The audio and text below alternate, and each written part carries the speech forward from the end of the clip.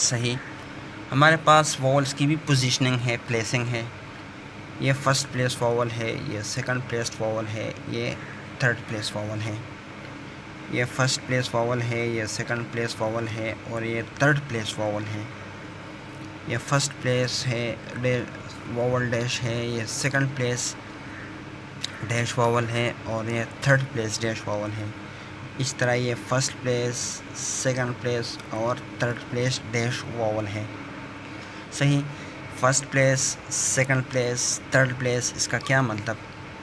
तो इसका मतलब ये है, अगर हम ये वॉवल किसी भी कंसोनेंट के साथ लगाएंगे तो हमारा वो कंसोनेंट फर्स्ट प्लेस में लगेगा। फर्स्ट प्लेस से हमारे मुराद, हमारे पास ये लाइन है तो हम इसको लाइन से ऊपर लगाएंगे। फॉर एग्ज़ाम्पल पी के साथ मैं ये वाला वॉवल लगा देता हूँ तो पी की पोजीशनिंग फर्स्ट प्लेस होगी। फर्स्ट प्लेस से मुराद इस लाइन से ऊपर। अगर मैं पी के साथ ये वाला वॉवल लगाऊं तो मेरे पास पी की पोजीशनिंग होगी सेकंड प्लेस। सेकंड प्लेस से मुराद लाइन तक। अगर मैं पी के साथ ये वाला वॉवल लगाऊं तो फिर पी की पोजीशनिंग मेरे पास होगी थर्ड प्लेस। सही। अब पी के किस जानिब हम वॉवल लगा सकते हैं? हम पी के इस जानिब भी वॉवल लगा सकते हैं और इस जानिब भी वॉवल लगा सकते हैं। सही। अगर वॉवल पी से पहले हो, फॉर एग्ज़ाम्पल इस तरह हो, तो पी से पहले लिखा जाएगा। अगर वॉवल पी के बाद हो तो फिर पी के बाद हम वॉवल को प्लेस करेंगे। इस तरह इसका तरीक़ेकार भी इस तरह होगा। तो फर्स्ट प्लेस, सेकंड प्लेस और थर्ड प्लेस से हमारी मुराद हमारे कॉन्सोनेंट की या हमारे स्ट्रोक की पोजीशनिंग है।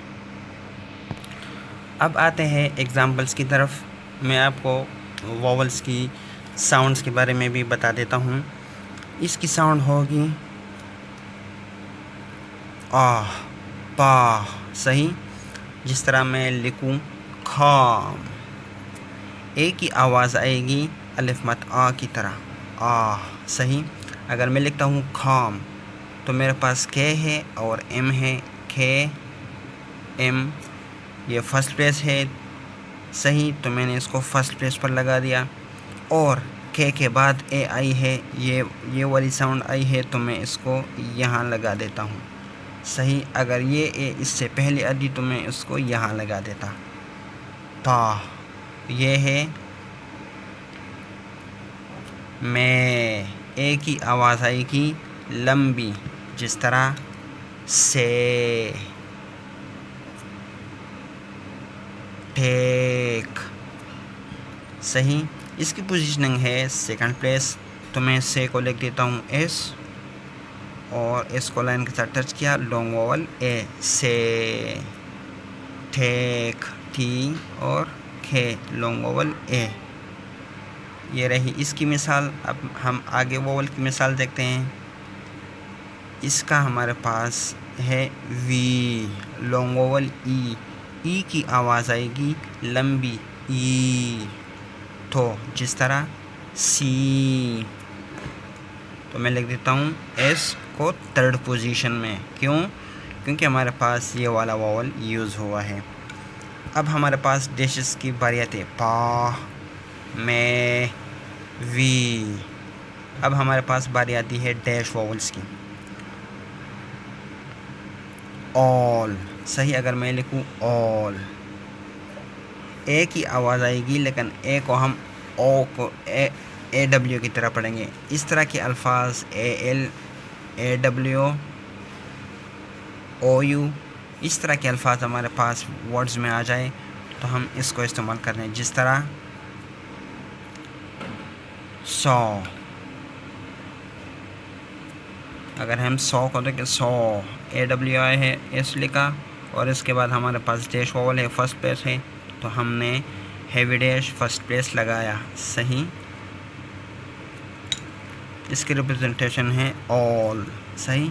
ओ। इस तरह की हमारे पास जब साउंड प्रोड्यूस हो, गो, ओ की आवाज़ आए हमारे पास लंबी, गो। सही। इसकी एग्जांपल्स हम देखते हैं। इसकी एग्जांपल बो, सही, तो बी स्ट्रोक को लिखा और लॉन्ग वोवल ओ, सही। बी को हमने सेकंड प्लेस पर लिखा क्योंकि ये सेकंड प्लेस है। और इस तरह सा इस वाले को हमने फर्स्ट प्लेस पर लिखा, ये फर्स्ट प्लेस है। और ये है टू, इसकी हमारे पास प्रोनाउंसिएशन वाला जो वर्ड है वो टू, ऊ की आवाज़ आएगी, ऊ की आवाज़ आएगी लंबी हमारे पास, जिस तरह स्टूल या टूल, सही। तो इसको मैं इस तरह लिखूँगा टी और एल, सही।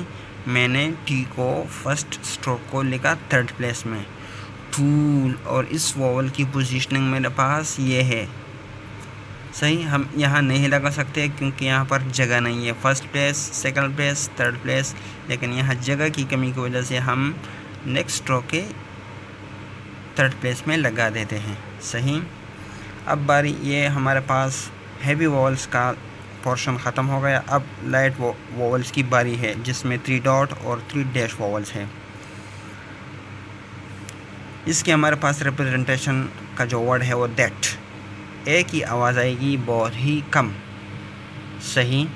जिस तरह मैं एग्जांपल देता हूँ, इस तरह मैं लिखता हूँ सेड, सही, सेड।